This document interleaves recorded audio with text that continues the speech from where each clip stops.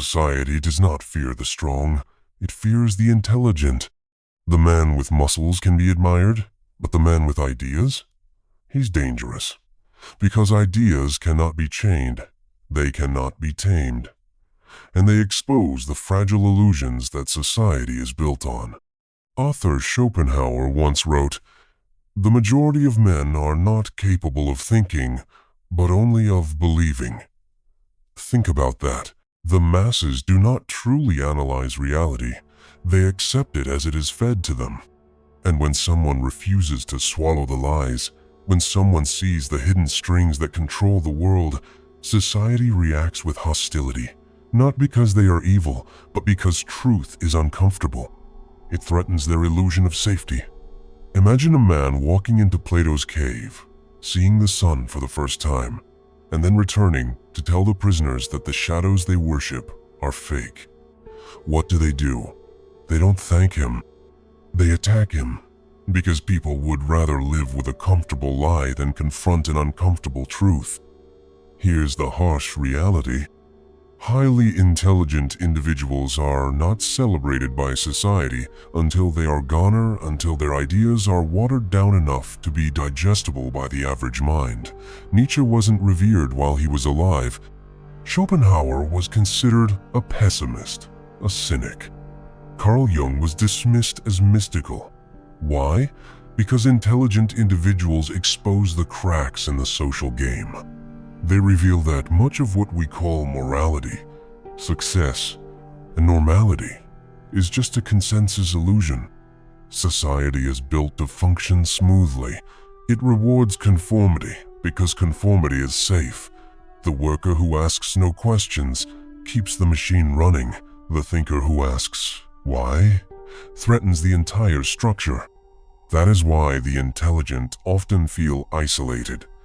As Nietzsche put it, the individual has always had to struggle to keep from being overwhelmed by the tribe. The tribe is comfortable with mediocrity. The individual who ascends mentally is seen as a threat. But here's the secret. If you are intelligent and you feel misunderstood, feared, or even isolated, it means you are already playing a different game. Society fears you not because of what you have done, but because of what you might do. Intelligence disrupts the status quo. It sparks change. It reveals that the emperor has no clothes. Before I move on to the first principle of thriving as a highly intelligent individual in a society that fears you, let me ask you this. Comment this now. I do not bow to illusion. I see through it. If what I've said so far is hitting you, then hit that subscribe and like button, because the next part of this video is going to teach you how to wield your intelligence in a world that doesn't want you to use it. And trust me, what's coming next will make you rethink everything you thought you knew about fitting into society. If you are highly intelligent, the first principle of survival is simple. Do not flaunt your mind in front of those who cannot understand it. This is not cowardice. It is strategy. Carl Jung wrote, "The fool is not the one who knows nothing. The fool is the one who speaks to ears that cannot hear." Society fears the intelligent because they disrupt the mental equilibrium of the average person. When you reveal truths too openly, people won't see you as wise. They will see you as a threat. They will attack what they cannot comprehend. Look at history. Galileo showed the world that the earth revolved around the sun, and the church called him a heretic. Socrates questioned the foundations of Athenian thought, and they gave him poison. Even modern innovators are ridiculed until their ideas are profitable or mainstream. The intelligent individual must first learn to walk among the blind without being devoured. This is the art of invisibility. Do not throw pearls to swine, as the ancient proverb warns. Share your depths selectively, only with those capable of understanding or those whose power you respect. Why? Because visibility attracts envy. Envy is the emotion of the mediocre toward the exceptional. The masses may never admit it, but they want you to fail if you remind them of their own smallness. Schopenhauer observed this when he said, "Intellect is invisible to the man who has none." And worse, when they cannot understand you, they will misinterpret you. Here's the move. Be the observer, not the spectacle. Study people. Study systems. See the currents of society moving beneath the surface. When you speak, speak with purpose. When you move, move with precision. Intelligence is not meant to be scattered like confetti. It is meant to be a weapon. And every weapon is most dangerous when hidden. Now pause and engrave this in your mind. Comment this now. My silence is my power. I move unseen. I think unheard. If this part is landing with you, then stick around, because the next principle will change how you operate in society forever.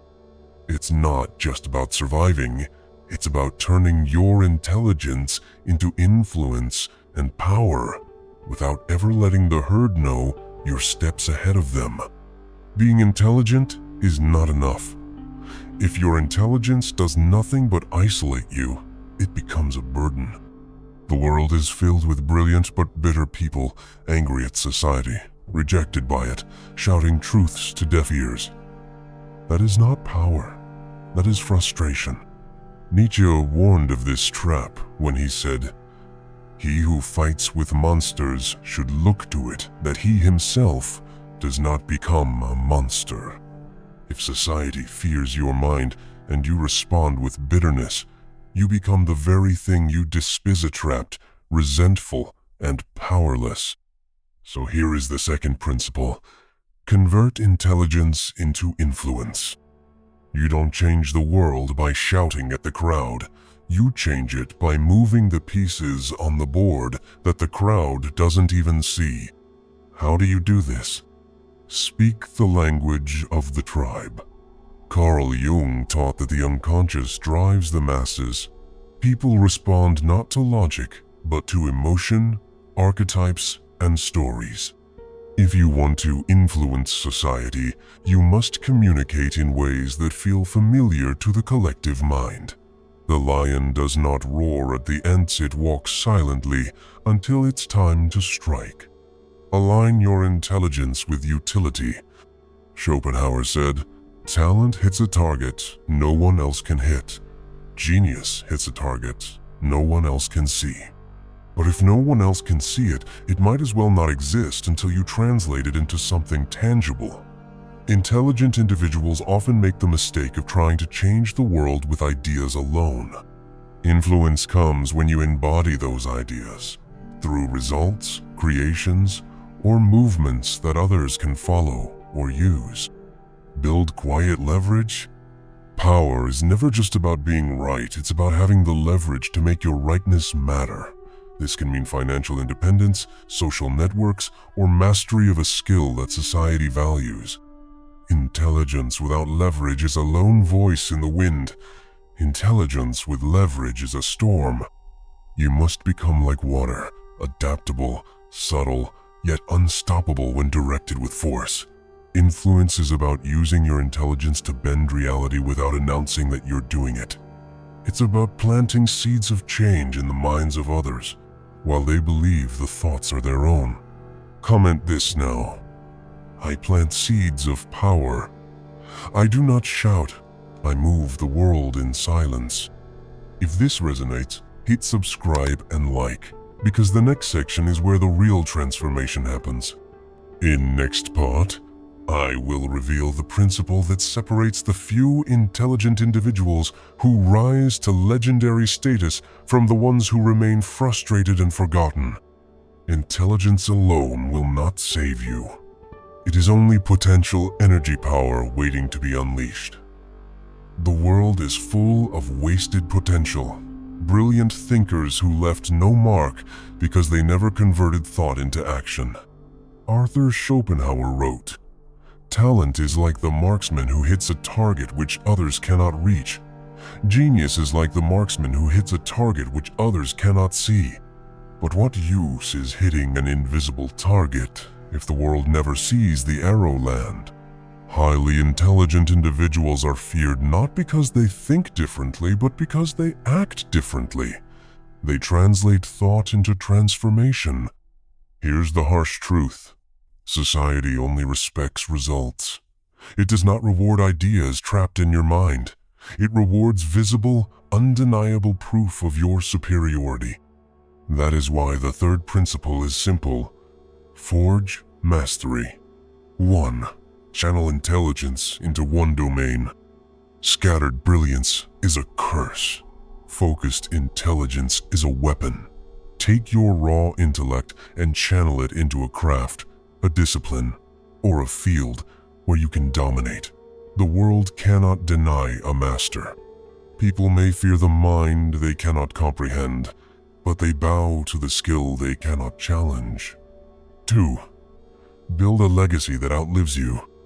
Carl Jung believed that man's greatest purpose is to bring the contents of the unconscious into reality. Legacy is the ultimate proof that your intelligence mattered. It could be a creation, an innovation, a philosophy, a business, something that screams, "I was here and I changed the game." 3. Make intelligence unassailable through proof. Words can be ignored. Theories can be mocked. But mastery is undeniable. When your skill speaks, the world listens even if it resents you. This is how the once feared become untouchable. Think of Nikola Tesla, Leonardo da Vinci, or even Nietzsche himself, men dismissed in their lifetimes, but whose legacies became immortal because their mastery was undeniable. When you forge mastery, you no longer need to shout your intelligence to the world. The world will whisper it for you. Legacy is silent authority. It is the transition from being feared in life to being revered in history. So engrave this in your mind and comment this now. I do not seek approval. I build mastery. My legacy will speak for me. If this part is hitting you, listen closely. What's coming next is where we bring it all together. I will reveal the final mindset shift that allows a highly intelligent individual to not only survive and thrive, but to command respect without ever asking for it. Here is the final and most liberating principle. Stop chasing recognition.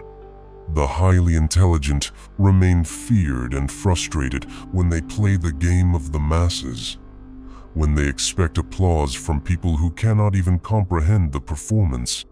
Nietzsche warned us, the higher we soar, the smaller we appear to those who cannot fly. The masses will not cheer for your ascent. They will resent it. They will attempt to drag you back down to their level because your rise reminds them of their own chains. So what is the solution? Detach from the need for their approval. This is the ultimate power move. When you no longer care to be liked, validated, or accepted, you become untouchable. The world cannot bribe you with praise or enslave you with criticism. You move through life with a sovereign mind, guided only by your principles, your vision, and your legacy. Carl Jung would call this individuation the process of fully becoming yourself, not who society conditioned you to be. You transcend the herd by refusing to live for the herd. Here is how you embody this mindset. Respect over popularity. Popularity is fragile. It is the currency of the insecure. Respect, on the other hand, is earned through power, integrity, and mastery. Intelligent individuals must focus on commanding respect, not begging for it. Isolation over compromise. If your intelligence forces you to walk alone at times, embrace it. Schopenhauer reminded us, a man can be himself only so long as he is alone. If he does not love solitude, he will not love freedom, for it is only when he is alone that he is really free. Loneliness is the training ground of greatness. Isolation is not punishment, it is refinement. contribution over validation. Your goal is not to be understood in the present. Your goal is to leave a mark that echoes beyond your lifetime. Most great minds are unappreciated while alive, but immortalized in death. Seek to contribute to reality, not to the approval of those trapped in illusion. When you transcend the need for validation, society's fear of you becomes irrelevant. You are no longer playing their game. You are building your own kingdom, silent, inevitable, and untouchable. So engrave this into your soul and comment this now. I don't chase respect. I command it. I don't seek approval. I build my legacy. If this resonated with you, if you felt the weight of these words, then you are already on the path that few dare to walk. Society may fear you now, but history belongs to those who refuse to kneel to mediocrity. Remember the principles. Move in silence. Convert intelligence into influence. Forge mastery and legacy. Transcend validation. Do this, and you will not only survive as a highly intelligent individual, you will dominate, thrive, and become untouchable. If this video struck a chord with you, hit that like button and subscribe, because the content coming next will take your mind even deeper into the strategies that separate the powerful from the forgotten.